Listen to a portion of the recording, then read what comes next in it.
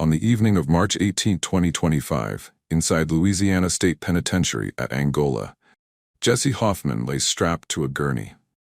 At exactly 9:04 p.m., the state of Louisiana carried out his execution by nitrogen hypoxia. He was 46 years old, the first man executed in Louisiana in nearly 15 years, and the first ever put to death in the state using this controversial method. Nitrogen hypoxia, a brutal method of execution, works by replacing breathable air with pure nitrogen. The condemned inhales the odorless, colorless gas, causing oxygen levels in the body to plummet. Within seconds, dizziness and disorientation set in, followed by unconsciousness. The irony was heavy. Hoffman had entered death row as a teenager, just 18 at the time of his crime. For nearly 3 decades, he lived under sentence of death, his case winding through appeals that questioned his youth, his abusive childhood, and his claims of spiritual transformation.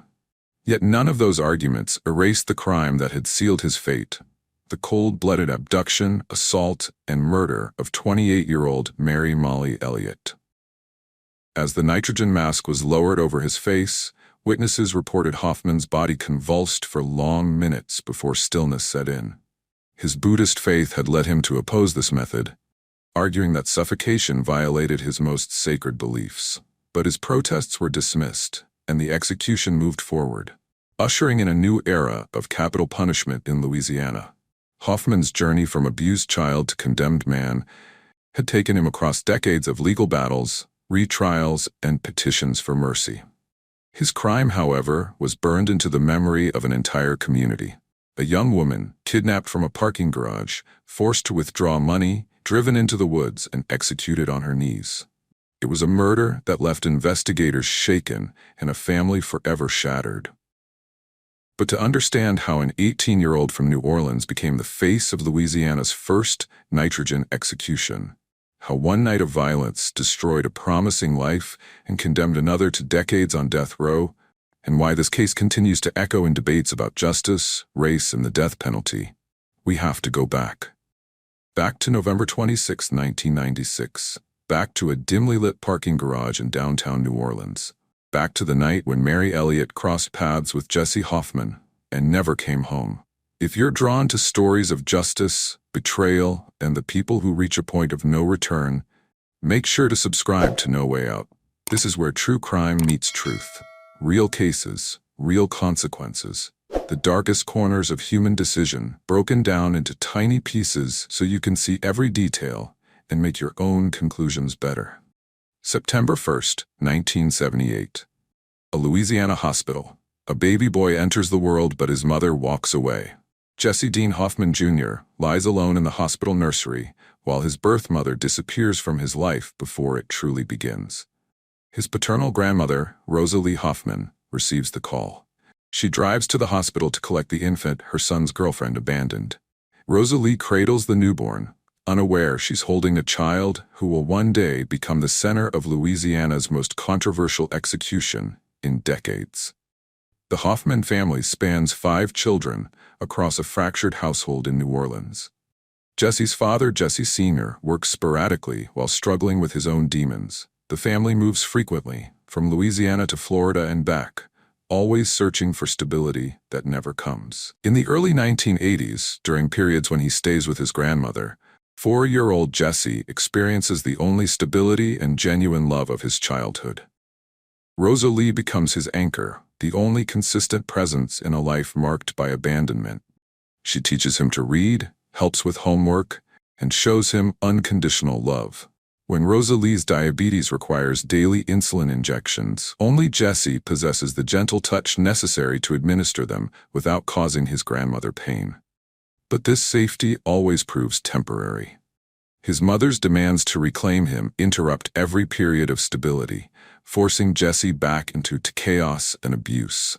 The contrast between his grandmother's love and his mother's cruelty creates additional psychological trauma as he learns that safety can be taken away without warning.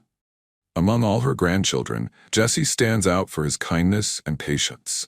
He reads to his younger siblings, helps them with schoolwork, and ensures they eat when food runs scarce.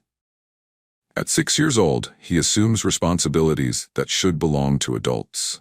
The housing projects of New Orleans provide the backdrop for Jesse's formative years.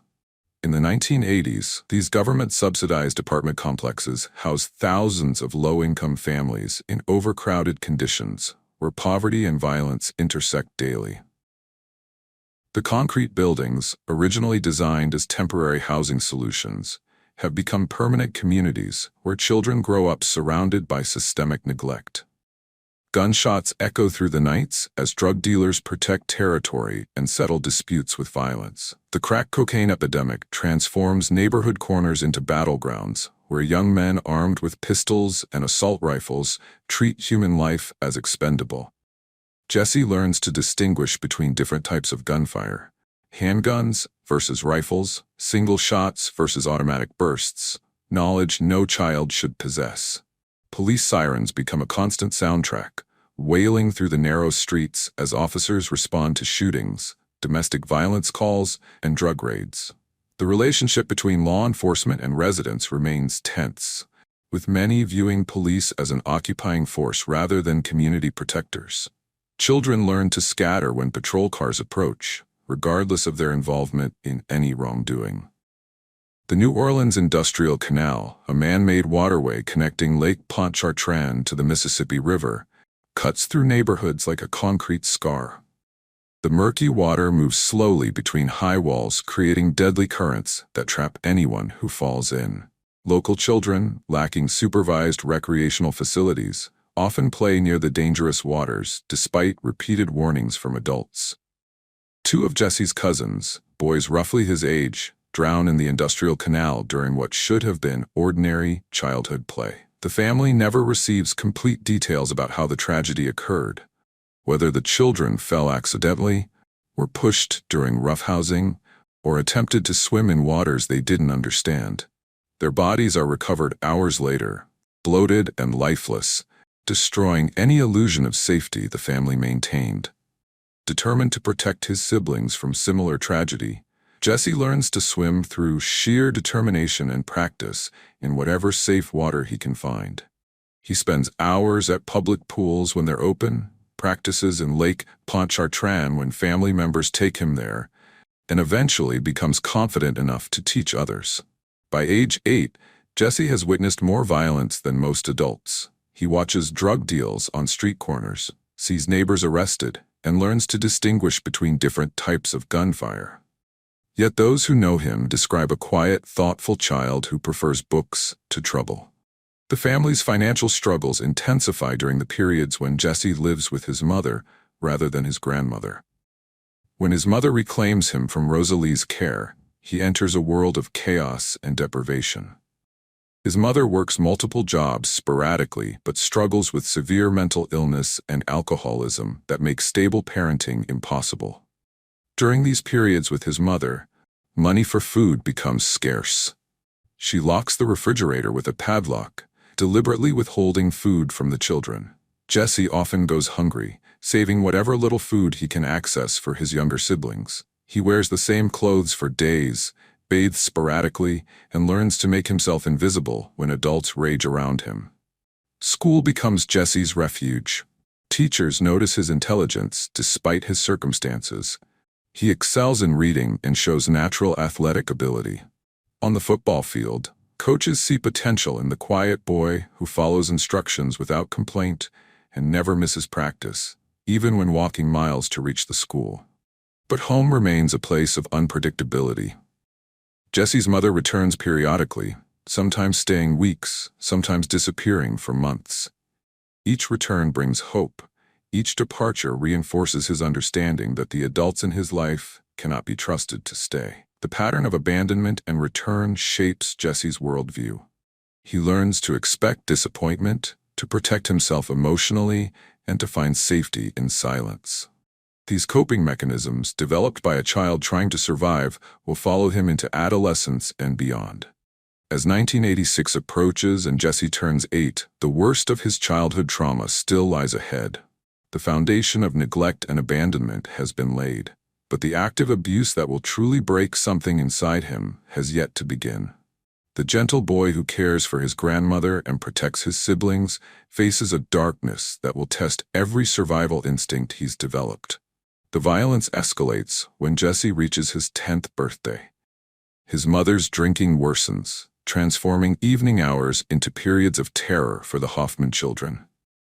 What happens next behind closed doors will haunt Jesse for the rest of his life. Social worker Odalis Acosta describes Jesse's situation as the worst she's encountered in decades of work. Police reports, hospital records, school incident reports, and witness statements paint a picture of systematic torture disguised as family life. The physical abuse follows patterns. Jesse's mother uses a thick leather belt, striking the children with the buckle end when her anger peaks. But the belt represents only the beginning. She places their hands on hot stove burners as punishment for minor infractions like taking food without permission. The children learn to hide burn marks under long sleeves, even in Louisiana's oppressive heat. Jesse's father, when present, contributes his own brand of cruelty. He ties the children's hands and feet behind their backs if they struggle with their alphabet. He locks them in cupboards for hours, sometimes forgetting them overnight. He forces them to kneel on uncooked rice while holding heavy encyclopedias with arms extended, a torture that leaves permanent damage to their joints. The children adapt by becoming invisible. Jesse develops a strategy he later describes to psychologists. When something like this would happen, I'd go into myself, isolate, not engage. Putting things inside, that was my way. This dissociation becomes his primary survival mechanism, allowing his mind to escape when his body cannot. The worst abuse occurs at night. Jesse's mother, intoxicated and lonely, summons her sons to her bedroom one by one. She demands massages, hair brushing, and intimate contact that destroys their childhood innocence. Jesse's brothers witness his trauma, but remain powerless to intervene. The family code of silence protects the abuser while isolating the victims. Food becomes another weapon. The children receive meals sporadically, often going days with minimal nutrition. Jesse learns to survive on school lunches and whatever scraps he can find. He develops the habit of saving food for later, never certain when the next meal will come. Despite the chaos, Jesse continues protecting his siblings. He places himself between them and their mother's rage when possible. He comforts them after beatings, tends their wounds, and creates games to distract them from hunger and fear. His role as protector becomes central to his identity, even as he cannot protect himself. The isolation compounds the trauma. The family moves frequently, preventing the children from forming stable friendships or relationships with adults who might help. Neighbors occasionally call police about the noise and violence, but investigations go nowhere. The system fails repeatedly to recognize the severity of the abuse. By age 12, Jesse has internalized the belief that he deserves the treatment he receives. The psychological damage runs deeper than the physical scars. He develops anxiety, depression, and symptoms of post-traumatic stress disorder that will persist throughout his life. Teachers at John F. Kennedy High School notice Jesse's potential when he enrolls as a freshman. On the football field, coaches see natural talent and work ethic. Academic teachers recognize intelligence despite his academic gaps. For the first time, adults outside his family show genuine interest in his success. Football becomes Jesse's salvation during high school years, providing structure, purpose, and positive male role models. But the foundation of trauma remains, creating cracks that will eventually shatter under pressure. His academic performance reflects his potential when provided with stability. Through his junior year, Jesse maintains straight A's while balancing football, part-time work, and family responsibilities. Teachers describe him as respectful, hardworking, and genuinely kind to classmates who struggle academically or socially. The football field becomes Jesse's sanctuary. During practice and games, his past cannot touch him. He excels at reading defenses, making split-second decisions, and inspiring teammates through example rather than words. Local newspapers mention his performances, including spectacular 55-yard and 70-yard touchdown runs that showcase his athletic ability. Coaches at Kennedy High School see college potential in Jesse. They encourage him to focus on academics, knowing that athletic scholarships require both talent and grades. For a brief period, Jesse believes in a future beyond New Orleans, beyond poverty, beyond the trauma that defines his home life. However, his senior year brings new challenges. A romantic relationship affects his academic performance, and his grades begin to slip. The discipline that carried him through junior year wavers as normal teenage emotions compete with survival instincts. His ACT score of 12 reflects these struggles and eliminates most college opportunities. The coping mechanisms that helped him survive as a child prove inadequate for navigating the complexities of teenage life. Work becomes necessary as family financial struggles intensify. Jesse takes jobs at restaurants and hotels, learning customer service skills and demonstrating the work ethic that impresses supervisors. He saves money for family needs rather than typical teenage purchases, continuing his role as caretaker and provider. As graduation approaches in spring 1996, Jesse faces an uncertain future. College opportunities have disappeared due to his academic struggles. Professional football remains an impossible dream without college experience. The structure and purpose that high school provided will soon end, leaving him to navigate adulthood without the support systems that helped him survive adolescence.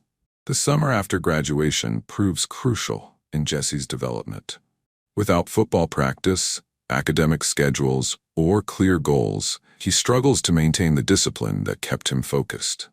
He takes a job as a parking valet in downtown New Orleans, bringing him into contact with a different world of business professionals and tourists.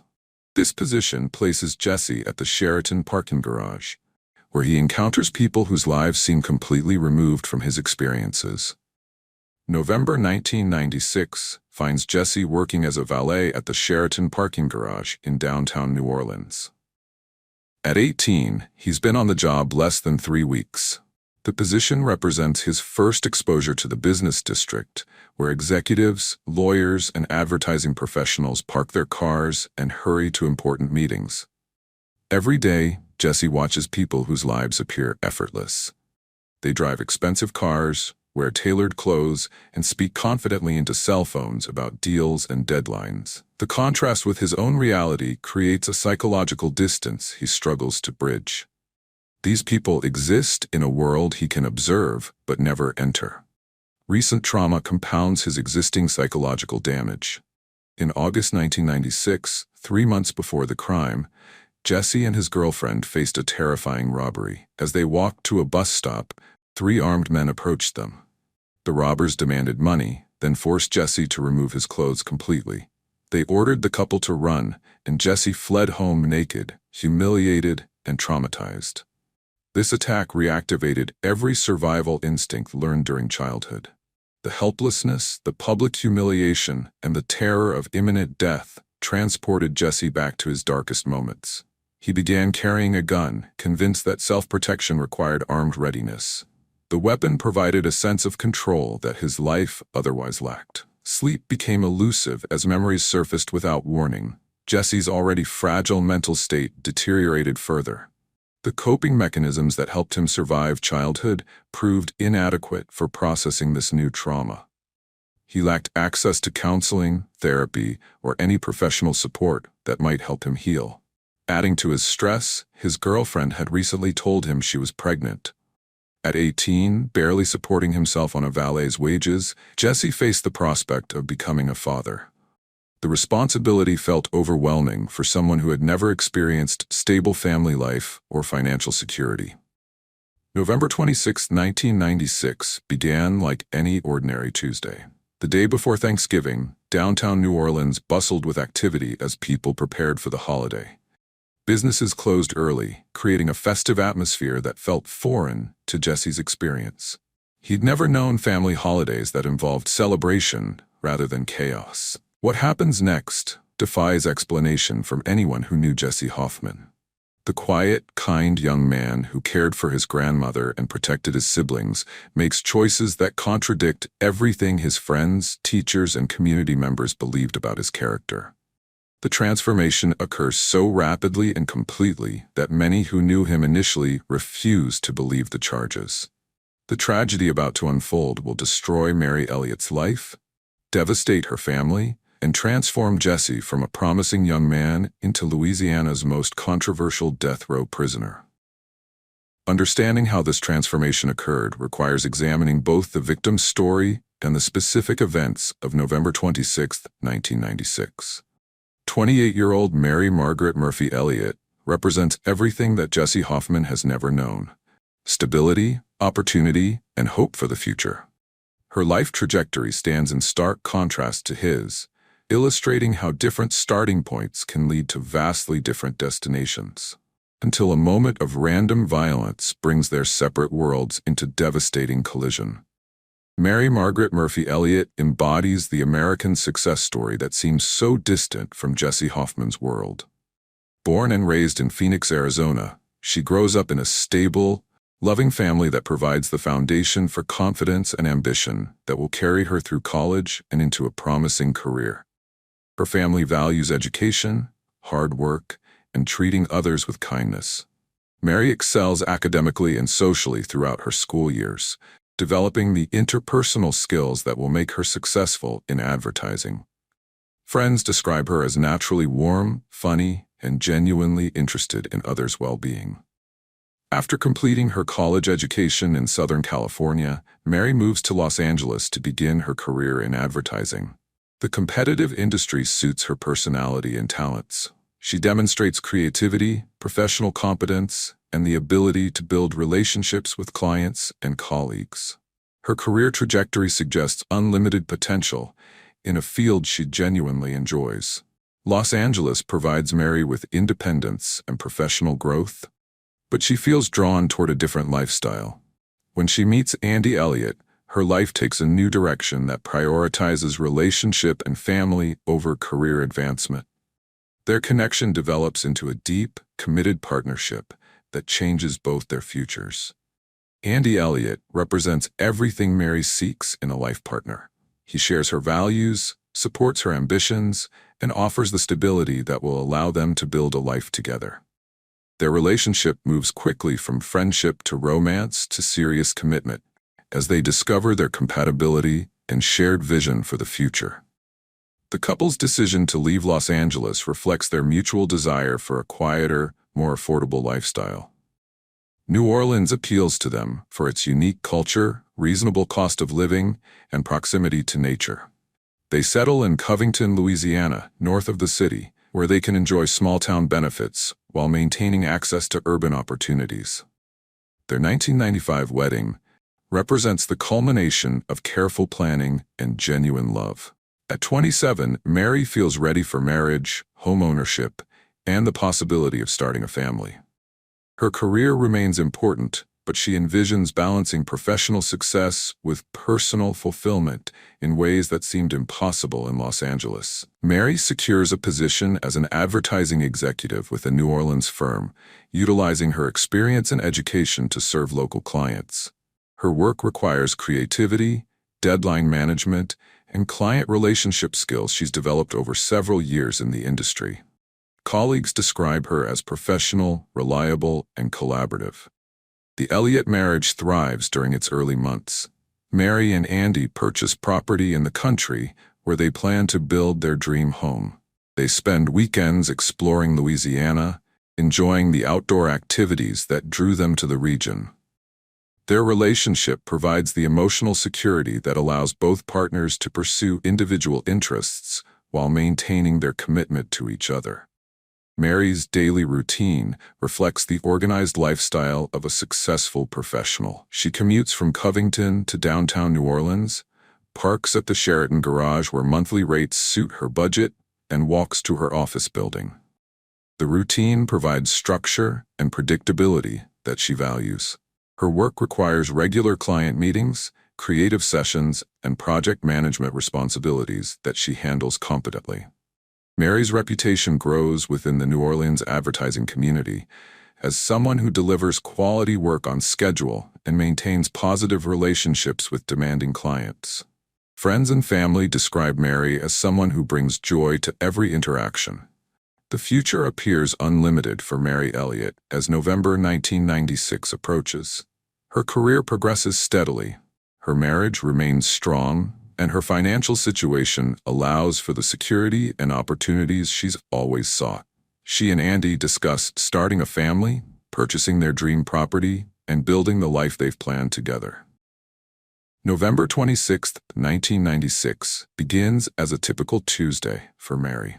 She follows her usual routine: breakfast with Andy, the drive to downtown New Orleans, parking at the Sheraton garage, and walking to her office for a day of meetings and creative work. The day before Thanksgiving promises an early dismissal and extended weekend with her husband.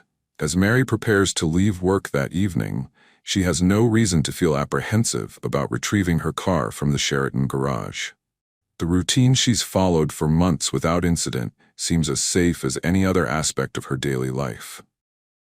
The parking garage represents merely a brief stop before returning home to Andy and their Thanksgiving preparations. The intersection of Mary Elliot's life with Jesse Hoffman's occurs purely by chance, a random encounter that neither could predict or prevent. Their vastly different backgrounds, experiences, and circumstances create a collision that will devastate both families and reverberate through Louisiana's criminal justice system for decades. The Sheraton parking garage in downtown New Orleans fills with the usual Tuesday evening activity as business professionals retrieve their vehicles after long workdays. Mary Elliot follows her established routine, walking through the dimly lit structure toward her parked car. Jesse Hoffman moves through the same space, ostensibly on his lunch break from valet duties. His supervisors expect him back within an hour. Security cameras capture fragments of what happens next, though the full sequence remains unclear even decades later. Mary approaches her vehicle, keys in hand, focused on the simple task of starting her car and beginning the drive home to Covington. The initial encounter occurs quickly. Mary finds herself confronted by an armed individual demanding compliance with instructions that transform a routine moment into a nightmare.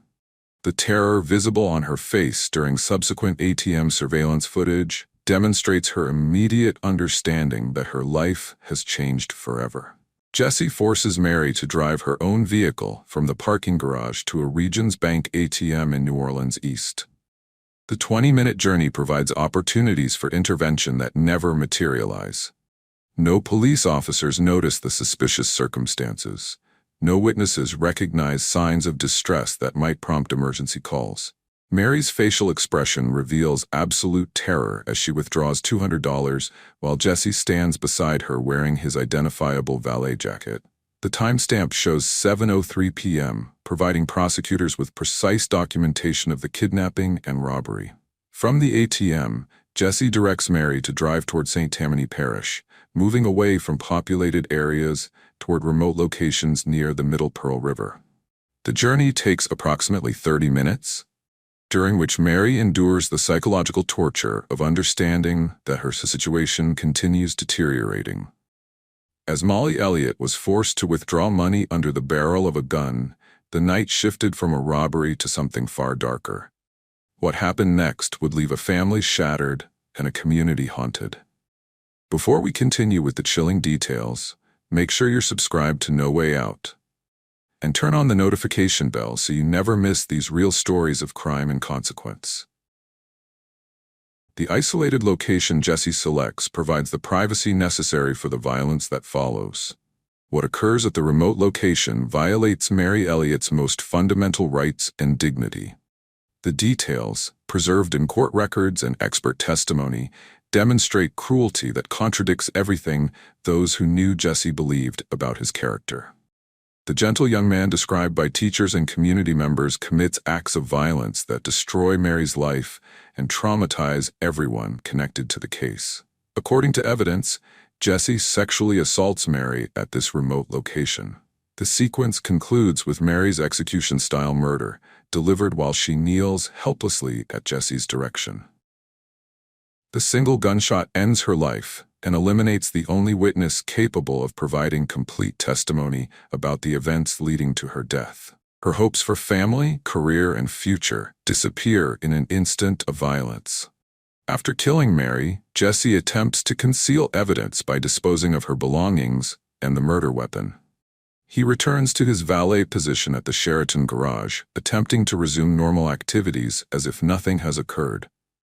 His managers note that his lunch break lasted approximately 2.5 hours, an absence that will become significant during the investigation. Mary's body remains undiscovered in the remote St. Tammany Parish location overnight.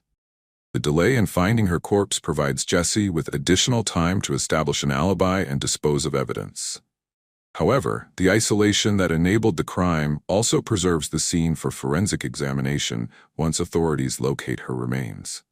Andy Elliot spends November 26th expecting his wife's normal return from work.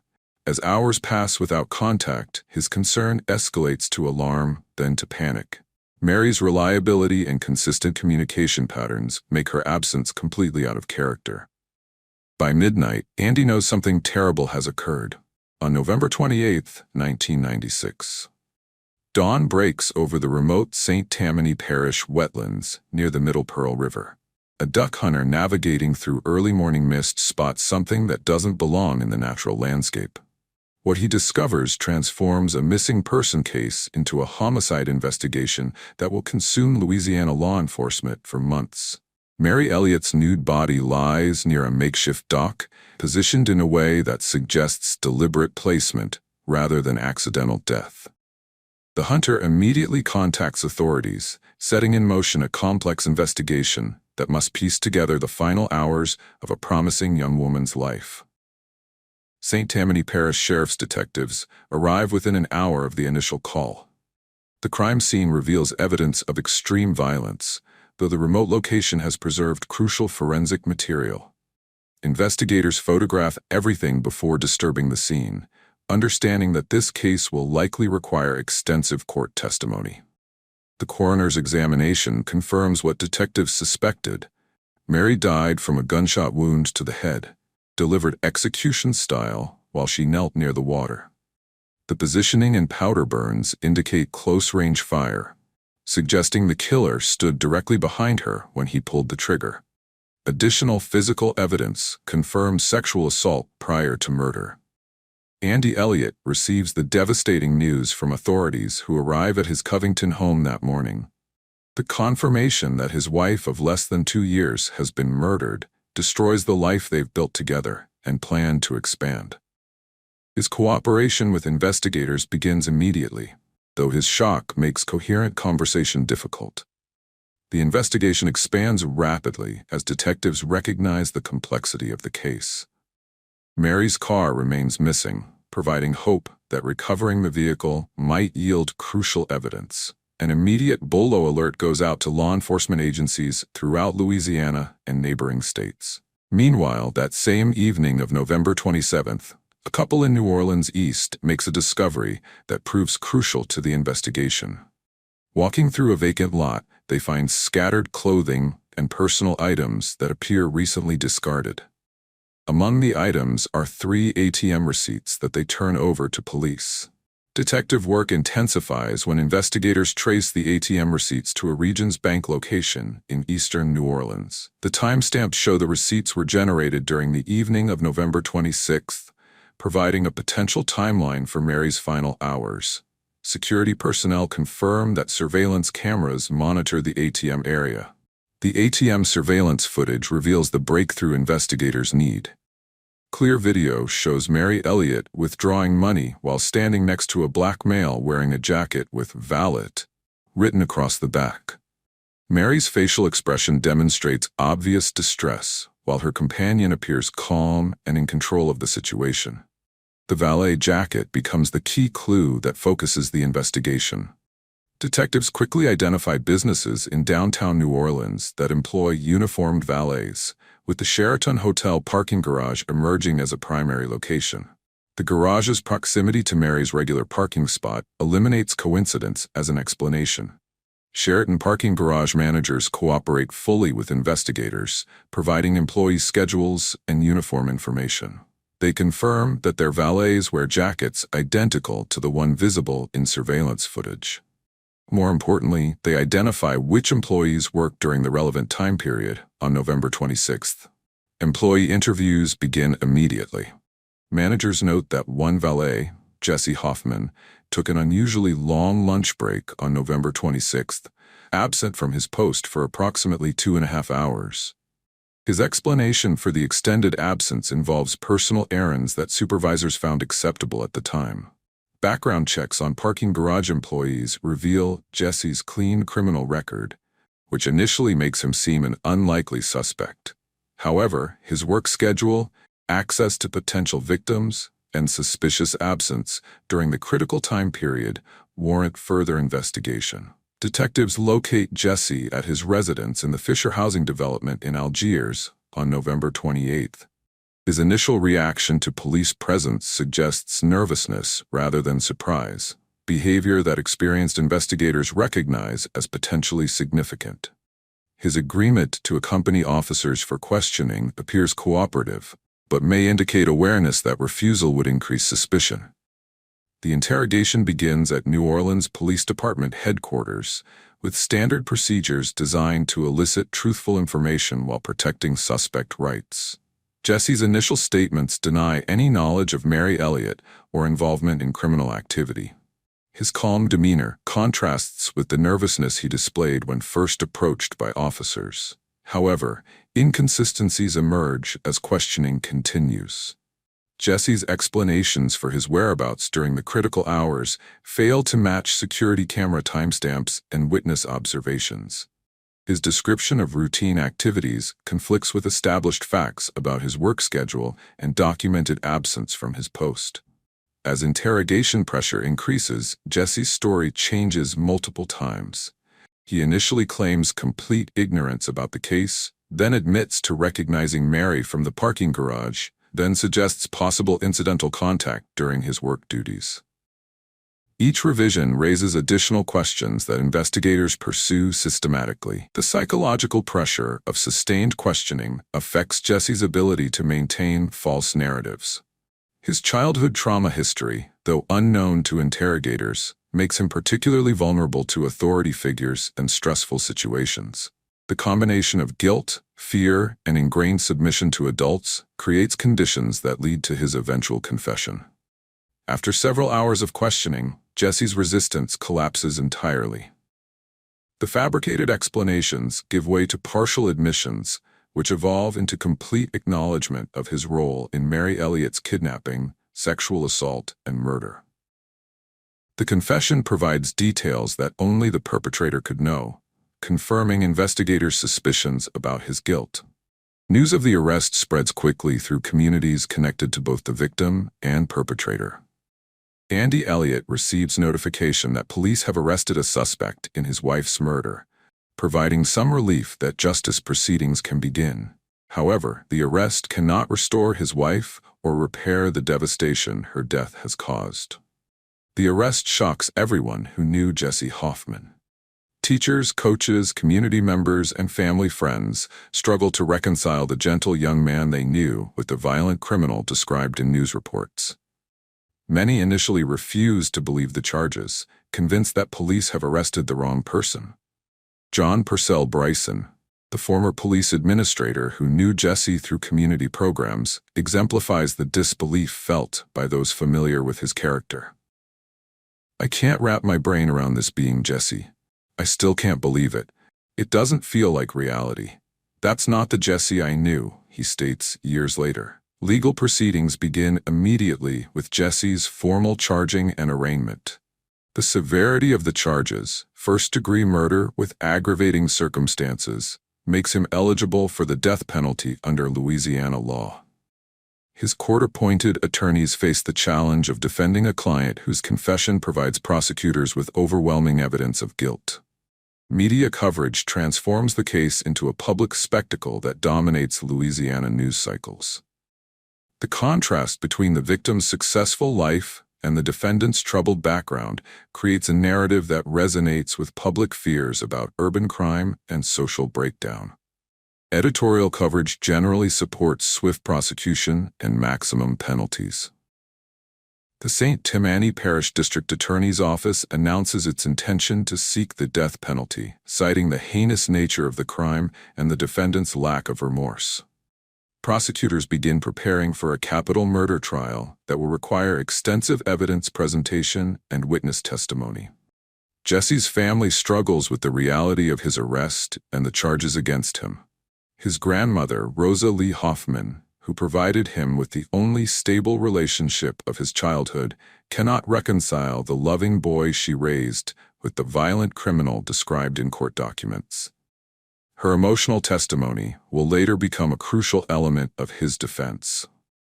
As 1997 begins, both sides prepare for a capital murder trial that will determine whether Jesse Hoffman receives life imprisonment or death by lethal injection. The case represents a test of Louisiana's commitment to capital punishment for defendants whose crimes shock public conscience, but whose backgrounds suggest possible mitigation. The legal proceedings against Jesse Hoffman began on January 8, 1997, when a St. Tammany Parish grand jury formally indicted him for first-degree murder in Mary Elliot's death. District Attorney Walter Reed immediately announced his intention to seek the death penalty, citing the calculated cruelty of the crime and responding to public pressure for maximum punishment in a case that had horrified the New Orleans area. The defense team faced an enormous challenge, representing a client whose guilt appeared undeniable. They recognized their only realistic goal was avoiding execution rather than achieving acquittal, focusing their strategy on presenting mitigation evidence that might convince jurors to choose life imprisonment over death. Jury selection proved particularly difficult due to extensive media coverage of the case. The process required several days of questioning potential jurors about their death penalty views, exposure to news reports, and ability to consider evidence impartially. Many candidates had to be dismissed due to strong, preformed opinions about the case or opposition to capital punishment. The prosecution's opening statement presented a straightforward narrative of premeditated murder for financial gain, with lead prosecutor Kim McElwee describing Jesse as a cold-blooded killer who showed no mercy when Mary Elliot begged for her life. The defense acknowledged Jesse's guilt, but argued the crime resulted from psychological breakdown rather than calculated evil, asking jurors to consider his traumatic childhood and mental health issues. During the prosecution case, witnesses described discovering Mary's body and the investigation leading to Jesse's arrest. ATM surveillance footage dramatically showed Mary's terror as she withdrew money under duress. Jesse's videotaped confession played repeatedly, forcing jurors to hear his detailed description of the kidnapping, robbery, sexual assault, and murder. DNA evidence confirmed the sexual assault, establishing the deliberate, predatory nature of the crime and contradicting any suggestion of accidental death during a robbery. The defense presented limited evidence during the guilt phase, recognizing that disputing obvious facts would damage their credibility. Andy Elliott's victim impact testimony devastated the courtroom as he described his wife's character and their future plans, reinforcing prosecution arguments for maximum punishment. After deliberating only 36 minutes, the jury returned a guilty verdict on all charges on June 25, 1998. The brief deliberation reflected the overwhelming evidence and lack of viable defense theory. The penalty phase allowed the defense to present mitigating evidence about Jesse's background and potential for rehabilitation. The most emotional moment came when Rosa Lee Hoffman, his grandmother, testified about his kindness and devotion to family despite his suffering. Mental health experts described how childhood trauma can affect psychological development and impulse control, though they couldn't establish that Jesse's background excused his actions. The prosecution's rebuttal emphasized that thousands endure childhood trauma without committing murder, arguing that difficult backgrounds cannot excuse choices that destroy innocent lives. Prosecutor McElwee told jurors that Jesse had earned the death penalty through his callous disregard for Mary Elliot's life.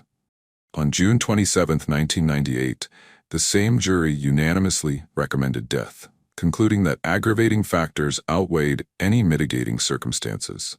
The formal sentencing would occur several months later, setting the stage for Jesse's journey to death row and the decades of appeals that would follow. September 11, 1998. Judge sentences Jesse Hoffman to death by lethal injection, formally accepting the jury's unanimous recommendation. At 19 years old, Jesse becomes one of Louisiana's youngest death row prisoners, facing execution for crimes committed when he was barely 18. The sentencing marks the beginning of what will become a 27-year journey through the appeals process. November 11, 1998. Jesse arrives at Louisiana State Penitentiary in Angola, the maximum security facility that houses the state's death row population. The transition from parish jail to death row represents a psychological shock that fundamentally alters his daily existence and long-term prospects for survival. Angola Penitentiary, known as Alcatraz of the South, sits on 18,000 acres of former slave plantation land in West Feliciana Parish. The facility houses approximately 6,300 prisoners, making it the largest maximum security prison in the United States. Death row occupies a separate unit where condemned prisoners spend most of their time in solitary confinement. Jesse's cell measures approximately 6 feet by 9 feet, containing a narrow bunk, toilet, sink, and small desk. He receives 1 hour of recreation time daily in a concrete exercise yard, during which he remains shackled and under constant supervision. The isolation represents a dramatic change from the general population environment he experienced during trial proceedings. The death row environment exposes Jesse to prisoners whose crimes range from multiple murders to child killings to police officer assassinations. Many of his fellow inmates possess extensive criminal histories and demonstrate the hardened mentality that long-term incarceration often produces. Jesse's youth and relative inexperience with institutional life initially make him vulnerable to exploitation. However, Jesse's natural intelligence and survival instincts help him adapt to death row culture more quickly than many new arrivals. His ability to remain calm under pressure, developed during childhood trauma, serves him well in an environment where emotional outbursts can prove dangerous. He learns the informal rules that govern prisoner interactions and establishes himself as someone who avoids trouble. The appeals process begins immediately with automatic review of his conviction and sentence by the Louisiana Supreme Court. Defense attorneys file extensive briefs challenging various aspects of the trial proceedings, including jury selection, evidence admission, and sentencing procedures. The appeals will continue for decades as Jesse exhausts every available legal remedy. Prison routine provides structure that helps Jesse cope with the psychological pressure of awaiting execution. He receives meals at scheduled times, follows established procedures for recreation and visitation, and participates in limited educational programs available to death row prisoners. The predictability contrasts sharply with the chaos that marked his childhood. Reading becomes Jesse's primary escape from the mental stress of death row existence. The prison library provides access to books on various subjects, allowing him to continue the education that his circumstances interrupted. He demonstrates particular interest in philosophy, psychology, and spiritual texts that help him understand his own actions and motivations. Letter writing connects Jesse with the outside world and provides emotional outlet for feelings he cannot express verbally. His correspondence with family members, particularly his grandmother, Rosa Lee, maintains relationships that offer support during his darkest periods. These connections become crucial for his psychological survival. The reality of potential execution affects every aspect of Jesse's daily existence. Unlike general population prisoners who focus on release dates, death row inmates live with the knowledge that their appeals may fail and their sentences may be carried out. This psychological burden requires constant mental adjustment that many cannot sustain. Physical health deteriorates rapidly for many death row prisoners due to limited exercise, poor nutrition, and chronic stress.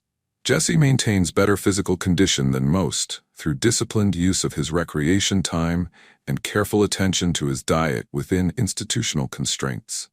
His youth provides advantages that older prisoners lack. Mental health challenges prove more difficult to manage than physical concerns. Depression, anxiety, and suicidal ideation affect most death row prisoners at various times during their confinement.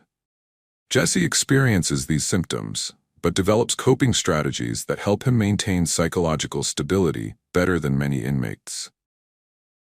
Contact with his family becomes increasingly important as years pass and appeals continue failing.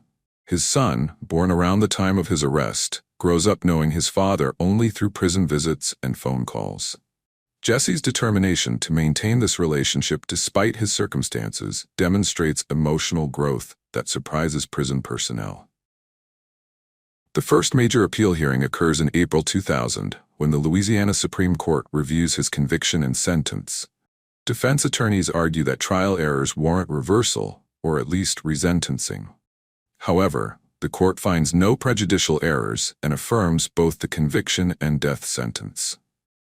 This decision eliminates Jesse's best hope for avoiding execution. October 2000 brings devastating news when the U.S. Supreme Court declines to review his case, letting the state court decision stand. This rejection forces Jesse to confront the likelihood that his execution will eventually occur, unless he can identify new legal issues or evidence that might support additional appeals. The psychological impact of failed appeals affects different prisoners in different ways. Some become increasingly desperate and unstable as their legal options diminish. Others, like Jesse, use the reality of their situation to motivate personal growth and meaningful use of their remaining time. This choice will define the next phase of his life. Prison personnel begin noticing changes in Jesse's behavior and attitude as he accepts responsibility for his actions and focuses on becoming a better person within the constraints of his environment. This transformation, barely beginning in his early death row years, will eventually make him one of Angola's most respected prisoners, despite the heinous nature of his crime. 4 years into his death row sentence, Jesse Hoffman experiences the spiritual awakening that will define the remainder of his life. The death of his beloved grandmother Rosalie, the woman who provided the only stable love of his childhood, triggers a psychological crisis that forces him to confront his actions, his faith, and his future. The loss of Rosalie devastates Jesse more than any legal setback or failed appeal. She represented his connection to goodness, his reminder that he was once capable of love and worthy of being loved. Her death eliminates the last remnant of his life before November 26, 1996, leaving him completely alone with the consequences of his choices. Grief overwhelms Jesse's carefully constructed emotional defenses. The mechanisms that helped him survive childhood trauma and adapt to death row prove inadequate for processing this profound loss. Depression threatens to consume him entirely as he struggles with guilt about his grandmother's suffering over his crimes and her inability to see him before her death. Prison chaplains notice Jesse's emotional crisis and offer spiritual guidance that he initially resists. His experiences with religion during childhood were sporadic and largely negative, associated with family dysfunction rather than genuine faith. However, his desperate psychological state makes him open to exploring belief systems that might provide meaning and comfort. Buddhism attracts Jesse's attention through books in the prison library that discuss meditation, mindfulness, and the path to enlightenment through understanding suffering. The religion's emphasis on personal responsibility without eternal punishment appeals to someone carrying enormous guilt who seeks redemption rather than condemnation. Meditation becomes Jesse's introduction to Buddhist practice. The breathing techniques and mindful awareness exercises provide relief from the anxiety and intrusive thoughts that plague him constantly. For the first time since childhood, he discovers mental tools that create peace rather than merely helping him survive psychological pain. The Buddhist concept of karma resonates with Jesse's understanding of his situation. He accepts that his current suffering results from harmful actions he chose to commit, while simultaneously believing that positive actions can create better outcomes for himself and others. This belief system provides hope without denying accountability. By 2005, Jesse has become a stabilizing presence on death row, someone other prisoners respect for his wisdom and guards trust because of his reliability. This reputation develops despite universal knowledge of his crime, demonstrating that his character changes have overcome initial prejudices about his actions. His commitment to Buddhist meditation continues deepening as he establishes daily practices that structure his time and provide psychological anchor during difficult periods. The discipline required for consistent meditation transfers to other areas of his life, including physical fitness, academic study, and relationship maintenance. The spiritual journey that begins with Rosalie's death evolves into a comprehensive lifestyle that addresses Jesse's intellectual, emotional, and social needs within the constraints of death row. While his legal situation remains precarious, his internal development provides stability that external circumstances cannot destroy. This period of growth prepares Jesse for the decades of appeals, legal battles, and uncertain waiting that will define his remaining time. The peace he discovers through Buddhist practice enables him to face an unknown future with equanimity, while continuing to serve others despite his own desperate circumstances. In 2010, Gerald Bordelon becomes the last Louisiana prisoner executed before the state enters its 15-year moratorium on capital punishment. His death by lethal injection creates an unexpected reprieve for the 56 other death row prisoners, including Jesse Hoffman, who watch as political and practical obstacles indefinitely delay their executions. The execution moratorium results from multiple factors beyond political opposition. Pharmaceutical companies refuse to supply lethal injection drugs for executions, creating practical obstacles that state officials cannot overcome. Legal challenges to execution protocols succeed in federal courts, adding procedural barriers to carrying out death sentences. Practical obstacles, including pharmaceutical companies' refusal to supply lethal injection drugs, created an unexpected reprieve for death row prisoners like Hoffman. During this extended period, Hoffman underwent a remarkable transformation while confined at Angola prison. He developed into a respected mentor and counselor for fellow inmates, with his Buddhist practice becoming central to his identity. Prison guards recognized his positive influence on institutional culture, noting his ability to diffuse conflicts and encourage compliance with rules. One security officer wrote that he would trust Hoffman enough to invite him to family functions if circumstances were different, demonstrating the authenticity of his character change. Hoffman used his time productively, pursuing education in psychology, sociology, and other subjects while reading extensively in the prison library. He maintained a meaningful relationship with his son, effectively parenting from death row by corresponding with teachers, encouraging academic achievement, and providing guidance. He also engaged in creative pursuits like origami and led Buddhist meditation groups that provided stability for other prisoners struggling with despair. Mental health professionals documented significant psychological changes in Hoffman over the years, noting decreased anxiety, improved emotional regulation, and genuine remorse. His transformation created a contradiction that challenged everyone who encountered him, as the compassionate mentor bore little resemblance to the brutal teenager who had committed murder in 1996. The political landscape shifted dramatically with Republican Jeff Landry's gubernatorial victory, as he campaigned on law and order themes and promised to resume executions. Attorney General Liz Muriel shared this commitment and began reviewing death row cases for those ready for execution.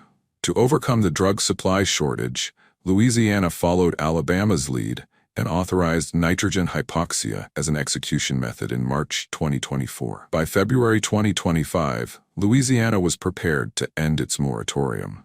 Hoffman was selected for the first resumed execution, scheduled for March 18, 2025, partly because his appeals had been largely exhausted and his case lacked major legal complications. The decision sparked intense debate, with religious leaders, international human rights organizations, and medical experts raising concerns about nitrogen gas executions, while supporters argued that justice demanded implementation of lawful death sentences, regardless of the condemned person's subsequent transformation.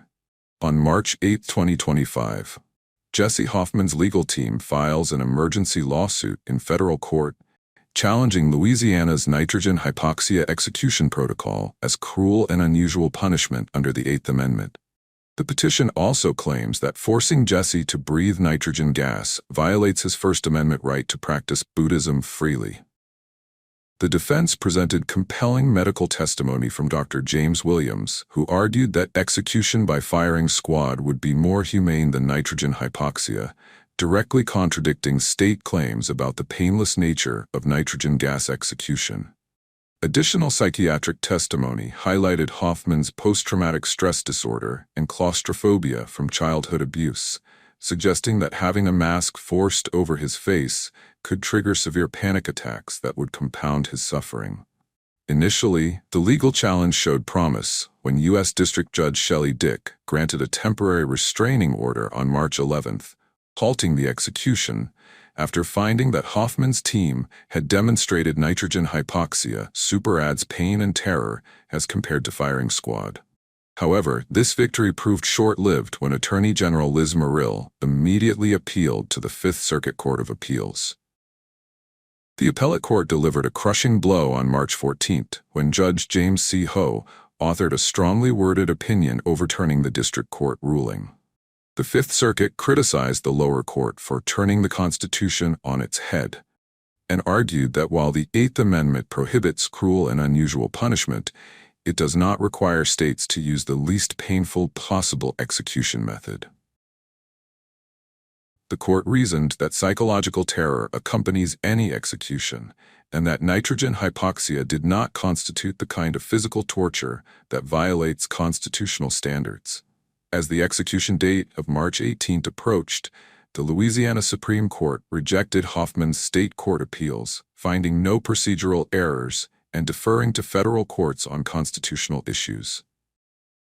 On the morning of March 18th, Judge Richard Chip Moore conducted a final hearing on religious freedom claims under state law, but agreed with state attorneys that federal courts had already addressed these issues.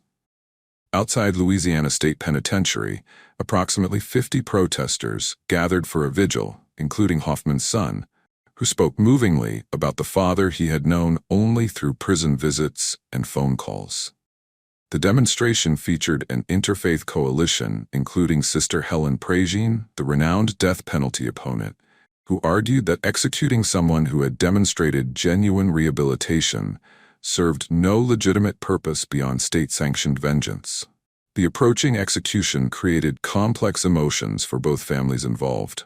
Andy Elliot, Mary Elliot's widow, had stated his indifference to whether Hoffman received execution or life imprisonment, seeking primarily an end to nearly 3 decades of uncertainty.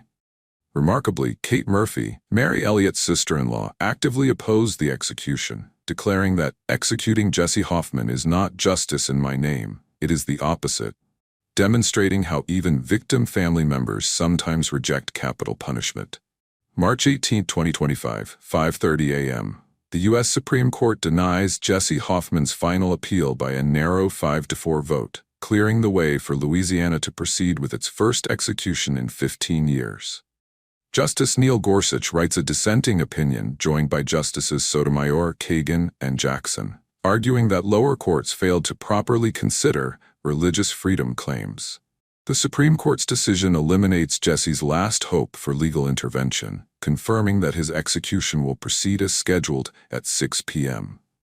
The narrow margin reflects deep divisions among the justices about both capital punishment generally and nitrogen hypoxia specifically, but the majority rules that constitutional requirements have been satisfied. Prison officials at Louisiana State Penitentiary begin final preparations for the execution, testing equipment, and reviewing procedures with personnel who will participate in the process. The nitrogen hypoxia protocol requires specialized masks, gas delivery systems, and safety measures to protect staff and witnesses from accidental exposure. Jesse spends his final morning in a holding cell near the execution chamber, accompanied by Rev. Raimoku Gregory Smith, the Buddhist priest he has chosen as his spiritual advisor. The two men engage in meditation and discussion about Buddhist teachings on death, impermanence, and the transition between states of existence. The Reverend reads passages from The Heart of the Buddha's Teaching by Thich Nhat Hanh, focusing on the 4 immeasurable minds: loving kindness, compassion, joy, and equanimity. These concepts have guided Jesse's spiritual practice for over 20 years and provide comfort during his final hours. Jesse's attorneys arrive for final meetings where they discuss his wishes regarding media statements and family notifications. Caroline Tillman, who has represented him for 19 years, expresses admiration for his growth, while mourning the state's determination to proceed with execution despite evidence of his rehabilitation. Family members maintained vigil outside the prison grounds where they join protesters and supporters. They have been denied permission to witness the execution, a decision that Jesse's attorneys have challenged unsuccessfully in court. Jesse's son attends the outside vigil, speaking with media about the father he has known only through prison visits. He describes a man who guided his education from death row, corresponded with his teachers, and provided consistent support throughout his childhood and adolescence, despite physical separation. Inside the prison, Jesse meets with his legal team one final time to discuss his wishes for posthumous statements and the handling of his remains. He expresses gratitude for their years of dedication, while acknowledging that legal remedies have been exhausted, and acceptance of his fate is necessary. The lunch hour passes as Jesse declines to order a special final meal, choosing instead to fast as part of his Buddhist practice. The decision reflects his spiritual preparation for death and his desire to face execution with clarity rather than physical comfort. Afternoon interviews with prison officials confirm that all systems are ready for the execution. Secretary of Corrections Gary Westcott describes the nitrogen hypoxia process as flawless in testing and expresses confidence that the procedure will proceed without complications. Media witnesses selected by lottery arrive at the prison for briefings about execution procedures and behavioral expectations. Only 2 journalists will observe the execution directly, while others remain in a separate media center to receive official updates and conduct interviews. Jesse writes final letters to family members and friends, expressing love, gratitude, and remorse for the pain his actions have caused. He includes apologies to Mary Elliot's family and acknowledgement that his transformation cannot undo the harm he caused, but represents his genuine effort to become a better person. Late afternoon brings the final spiritual counseling session between Jesse and Reprieve Smith. They discuss Buddhist concepts of death as transition rather than ending, reincarnation as influenced by one's actions and mental state at death, and the importance of maintaining compassion even toward those who cause suffering. By 5 p.m., prison officials begin the formal execution process as Jesse is moved from his holding cell to the death chamber. He walks calmly, assisted by guards, but not displaying obvious distress or resistance. Witnesses later describe his demeanor as resigned but peaceful. The execution chamber contains a table designed to secure the condemned prisoner while accommodating the nitrogen gas delivery system. Jesse is strapped down with restraints on his arms, legs, and torso, while the gas mask is fitted over his face. The process takes several minutes as officials ensure proper fit and seal. By 5:45 p.m., family members and protesters outside the prison conduct final prayers and observations as the scheduled execution time approaches. News media broadcast live updates to audiences across Louisiana and beyond, marking the moment as historically significant for the state's criminal justice system. By 6 p.m. approaches as all legal appeals have been exhausted and technical preparations completed. The final moments of Jesse Hoffman's life begin as Louisiana prepares to carry out its first execution since 2010, and its first use of nitrogen hypoxia as an execution method. By 6:12 p.m., prison officials escort Jesse into the execution chamber at Louisiana State Penitentiary. 2 media witnesses observe as he is positioned on the gurney with his arms extended in a cruciform position. A thick gray blanket covers most of his body, leaving only his forearms and head visible to observers. The execution chamber, constructed of concrete blocks with ceramic tile flooring, provides a sterile environment for the state's first nitrogen hypoxia execution. Tubing connects the gas delivery system to the full-face respirator mask that covers Jesse's entire face, creating an airtight seal necessary for the procedure. Rev. Remoku Gregory Smith, Jesse's Buddhist spiritual advisor, chants softly before the execution begins. The Buddhist priest wears traditional black robes and maintains a serene demeanor that reflects his preparation for this moment through years of spiritual counseling with Jesse. By 6:20 p.m., prison officials offer Jesse the opportunity to make final statements, but he remains silent. His decision reflects his Buddhist practice and perhaps his understanding that words cannot adequately address the harm he caused or provide meaningful resolution for anyone affected by his actions. By 6:21 p.m., officials begin administering ultra-high-grade nitrogen gas through the mask system. There is no visible signal to witnesses when the gas flow starts, but prison authorities later confirm this timing. The nitrogen displaces oxygen in Jesse's respiratory system, beginning the process that will cause death by hypoxia. 6:22 p.m. Jesse's breathing becomes uneven as the nitrogen gas takes effect. His chest rises more prominently than normal, and he makes a jerking motion that suggests his body is responding to oxygen deprivation. These initial movements appear involuntary rather than conscious responses to discomfort. By 6:23 p.m., more pronounced physical reactions occur as Jesse's body shakes and his fingers begin twitching. He appears to pull against the restraints, securing him to the gurney, though officials later describe these movements as involuntary responses to oxygen deprivation, rather than conscious struggles. The sounds of birds chirping can be heard outside the execution chamber as evening approaches under cloudless Louisiana skies. The contrast between natural life continuing normally and the deliberate ending of human life inside the chamber provides an incongruous backdrop to the solemn proceedings. By 6:24 p.m., Jesse's hands begin clenching and unclenching as his body's nervous system responds to decreasing oxygen levels. His head remains turned to the right throughout the process, and witnesses note that his movements become less coordinated as time progresses. The media witnesses later describe their observations with clinical precision, noting specific times and physical reactions while maintaining professional detachment from the emotional weight of observing state-sanctioned execution. Their accounts will become crucial records of Louisiana's first nitrogen hypoxia execution. By 6:27 p.m., Jesse's movements become less frequent and more subdued as his body's responses to oxygen deprivation continue. He jerks slightly and then appears to stop moving entirely, though officials continue monitoring vital signs to determine the precise moment of death. Prison medical personnel monitored Jesse's vital signs throughout the procedure using electrocardiogram and pulse oximeter equipment. These instruments provide objective measures of his physiological status independent of visible physical movements that might continue after consciousness ends. The nitrogen gas continues flowing for the full duration specified in Louisiana's execution protocol. Officials later confirmed that the gas was administered for 19 minutes, though electrocardiogram readings indicate that Jesse's heart stopped after approximately 14 minutes of exposure. By 6:40 p.m., Rev. Smith is permitted 5 additional minutes in the chamber after Jesse's apparent death to perform final spiritual observances according to Buddhist tradition. The priest's presence provides continuity with the religious practice that has sustained Jesse throughout his years on death row.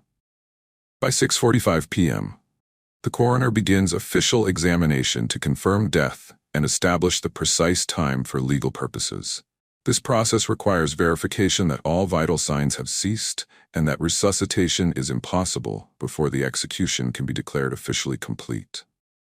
By 6:50 p.m., Warden Darrell Vanoy officially pronounces Jesse dead, concluding Louisiana's first execution in 15 years. The announcement marks the successful completion of the state's first nitrogen hypoxia execution and the end of Jesse Hoffman's 27-year journey through the death penalty system. Officials remove the nitrogen gas mask from Jesse's face, revealing his final expression to witnesses. Media accounts describe his head tilted back with teeth exposed in a grimace, suggesting that his final moments involved some degree of physical distress despite official claims about the method's humanity. Prison officials described the execution as flawless from a technical standpoint, noting that all equipment functioned properly and the procedure followed established protocols without complications. However, witness observations of physical movements raise questions about whether the process was as peaceful as advocates claimed. Secretary of Corrections Gary Westcott conducts a media briefing confirming the completion of the execution and providing technical details about the nitrogen hypoxia procedure. He emphasizes that Louisiana's protocol followed Alabama's established methods and that the execution proceeded according to plan. Outside the prison, protesters and family members receive notification that the execution has been completed. The news prompts mixed reactions of grief, relief, and continued opposition to capital punishment among the various groups that have followed Jesse's case for decades. Attorney General Liz Muriel releases a statement describing the execution as justice for Mary Elliot and her family, emphasizing that the state has fulfilled its obligation to carry out lawfully imposed death sentences. She indicates that additional executions will follow as other cases progress through the legal system. Caroline Tillman, Jesse's attorney, issues a statement mourning his death while celebrating his transformation during 27 years on death row.